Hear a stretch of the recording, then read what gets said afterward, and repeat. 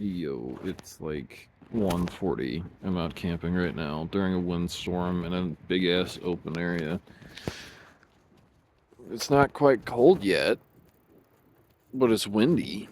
It's died down a little bit, but then it gets up again. Also, the crickets are my early warning sign because there's cougars fucking everywhere right now. I'm tired. Okay. Did 13 miles. Oh, that came up with a 70-pound pack, 13-14-ish today. Getting like another 7 tomorrow. I'm gonna try to do 20 in all with a 70-pound pack over 2 days. Nothing too horrible.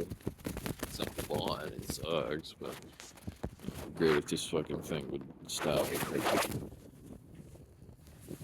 I'm fucked up.